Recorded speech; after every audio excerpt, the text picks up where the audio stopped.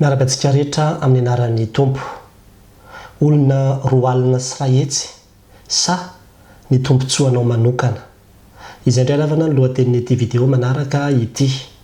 Anisan'ny tantara mampalahelo ravana ny tantaran'i Jona, izay anisan'ny mpaminany fanta-daza teo amin'ny Israely satria na i Jesosy Kristy aza dia nanambarany amin'ity Jona mpaminany ity. Ny testamenta taloha raha teo koa dia efa niresaka ny amin'ny faminanian'i Jona izay efa tanteraka.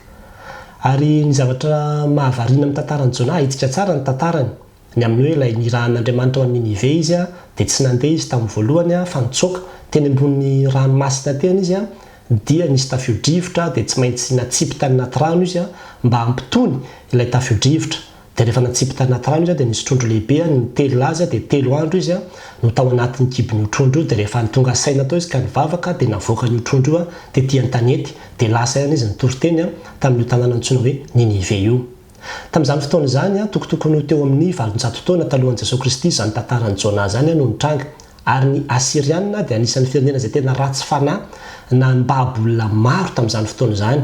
Ny Israely tsy mbola babo, sainga tena fanta-daza ny faratsin'ity Asiriana ity. Ary ny Israely no fahavalony manaraka. Zay zany raha hoe jerevana zany ny fomba fanafihan'ny zareo dia manafika tsikelikely me mandeha tsikelikely dia efa tokony Israely zany no tafihan'ny manaraka.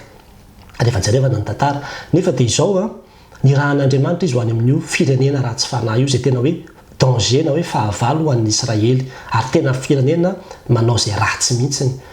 Dia io ilay antsoina hoe Ninive io tsy hoe renivohitry ny Asiria akory fa anisan'ny tanàna iray lehibe ao anatin'io tanàna io na ny rahan'Andriamanitra azy. Dia rehefa nandeha nakany izy dia lalana telona ozy izy, zay nambarany tenin'Andriamanitra azy io tanàna io zany. Zany hoe 3 andro mandeha zany ianao vao mahavita io tanàna io.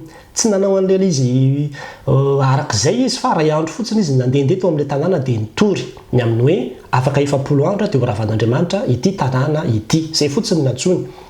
Izao nefa ny zavatra nitranga nibebaka ny olona tao amin'io tanàna io. Nibebaka ny olona tao amin'io tanàna io dia tsy natanterahana indray ilay fandravana izay tokony natao tamin'ilay tanàna.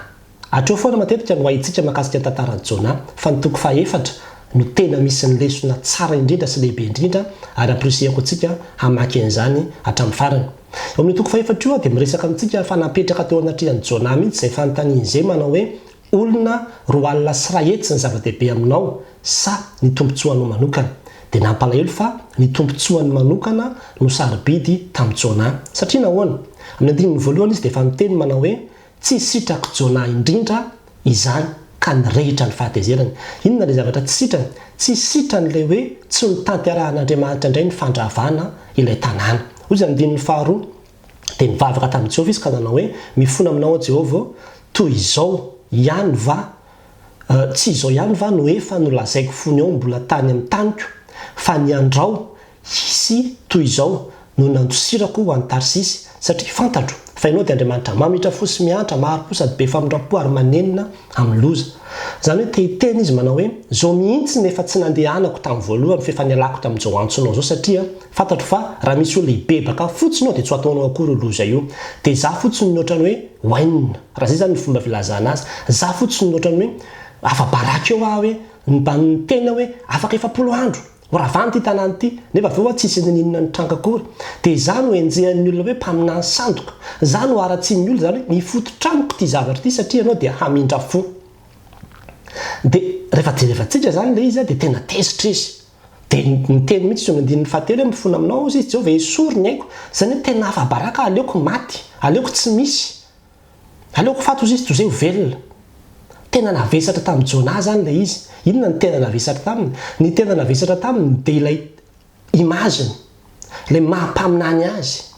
Fa tsy nampaninina azy mihitsy zany no hoe aleo ho faty ihany ireo olona roa alina sy iray hetsy ireo.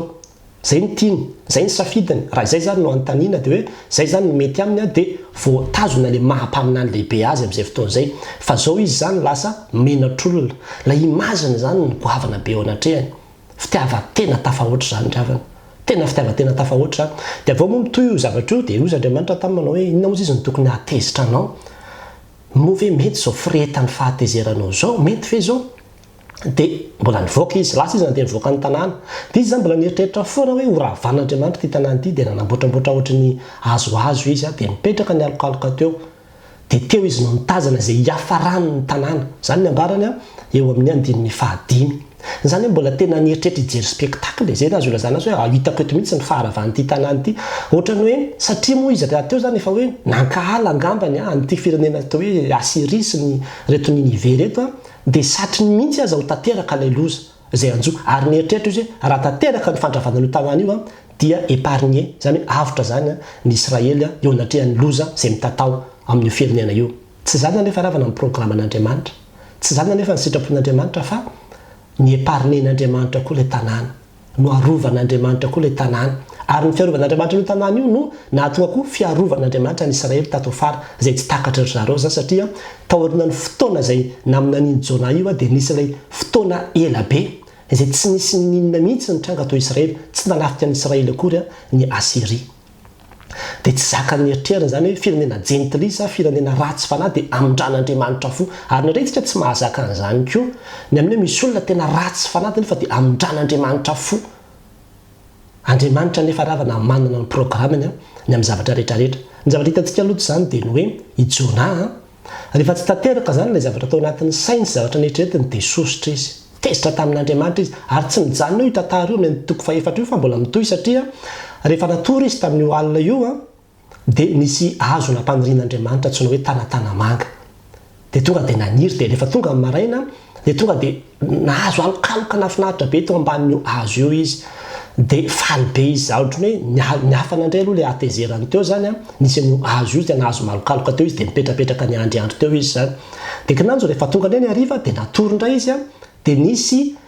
fanday zay ny nambarany azy eo ambarany hoe fosotra ozy izy 7 nalefan'Andriamanitra indray dia ninona n'ilay hazo dia maty indray ilay hazo dia tonga indray ny apitso maraina dia hitandray fa maty ilay hazo nalazo indray ilay izy dia sosotra be indray izy tena narary mihitsy ny fony dia ambarany eo amin'ny andininy 9 manao hoe ary no niposaka ny masoandro Andriamanitra dia nanomana rivotra mahamay avy any antsinanana ary dia namelo ny lohan'ny Jona ny masoandro dia ana izy ka nangataka ny ho faty ka ary nanao hoe aleoko ho faty toy izay ho velona zany hoe rehefa tonga indray ilay hafanana be dia tsy zaka ny lohany indray ilay izy tsy zaka indray sady ilay tanatanamanga koa simba narary ny fony sarobidy tamin'ny Jona mantsy io tanatanamanga io nafinaritra azy satria zavatra tonga dia nisy fiantraikany mivantana tany aminy ilay fisian'ilay tanatanamanga teo dia narary ny fony sosotra izy ary ny atezerany ara dia tena hoe aleoko mihitsy maty Jona zany isaka misy zavatra mitranga kely dia zay ilay tempérament ny tena olona